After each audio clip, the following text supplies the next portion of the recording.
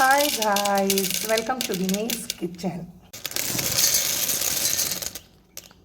ഇന്നിവിടെ ഞാൻ പാസ്ത ഉണ്ടാക്കാൻ പോവുകയാണ്. ഇതുപോലെ ഞാൻ ചരുവത്തിലോട്ട് പാസ്ത എടുത്തു.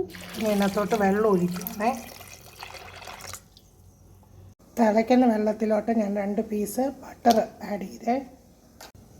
ഇനി ഞാൻ അതിനകത്തോട്ട് മാർക്കോണി കൂടി ചേർക്കുവാണേ.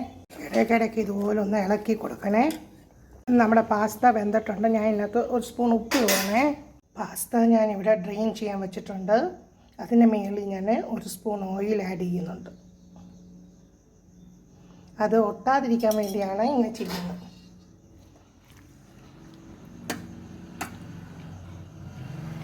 കാരണം നമ്മുടെ പാസ്ത കുഴഞ്ഞിട്ടുമില്ല, നല്ലതായിട്ടിരിപ്പുണ്ട്. പാസ്ത ഉണ്ടാക്കാൻ വേണ്ടി എന്തെല്ലാം വെജിറ്റബിൾസ് ഉണ്ട് നിങ്ങൾക്ക് ചേർക്കാമേ. ഞാനിവിടെ ക്യാബേജ്, ക്യാരറ്റ്, 2 പച്ചമുളക് എടുത്തിട്ടുണ്ട്. ക്യാപ്സിക്കം ഉണ്ടെങ്കിൽ ക്യാപ്സിക്കം, ചുമന്നുള്ളി, ക്യാരറ്റ്, ക്യാബേജ് എല്ലാം ചേർത്തിട്ടുണ്ട്. ചൊരക്ക ഉണ്ടായിരുന്നു, ഞാൻ അതും ആഡ് ചെയ്തിട്ടുണ്ട്. കടായിക്കകത്ത് ഞാൻ ഇച്ചിരി എണ്ണ ഒഴിച്ചിട്ടുണ്ട്. അതിൻ്റെ കൂട്ടത്തിൽ തന്നെ ഒരു 2 പീസ് ബട്ടർ ആഡ് ചെയ്തു. ഇനി അതിനകത്തോട്ട് വെജിറ്റബിൾസ് എല്ലാം ഇടുവാണേ. അതിനകത്തോട്ട് തന്നെ ഞാൻ ഇച്ചിരി നട്ട്സും ഉണക്കമുന്തിരിങ്ങയും ആഡ് ചെയ്യണം. അതിനകത്ത് ഞാൻ ഇച്ചിരി റെഡ് ചില്ലി ആഡ് ചെയ്തിട്ടുണ്ട്. ഇച്ചിരി ബ്ലാക്ക് പെപ്പർ, പിന്നെ കുറച്ച് ഗരം മസാല. ഇതിനകത്തോട്ട് തന്നെ ഞാൻ കുറച്ച് ടൊമാറ്റോ കച്ചപ്പ് ആഡ് ചെയ്യുന്നുണ്ട്. 1 സ്പൂൺ ആഡ് ചെയ്താൽ മതി.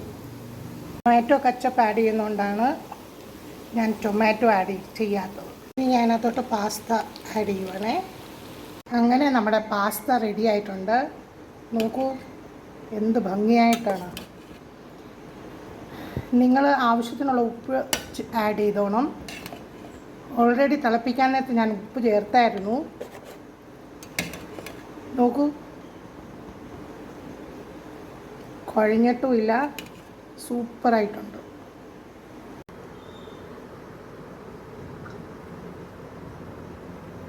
സൂപ്പർ. ഇതേ മെത്തേഡിൽ നിങ്ങളും ഒന്ന് ചെയ്ത് നോക്കണേ.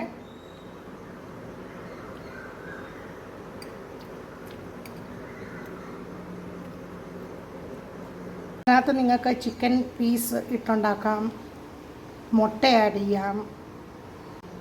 Thanks for watching my video. Please like, share and subscribe my channel. Thank you.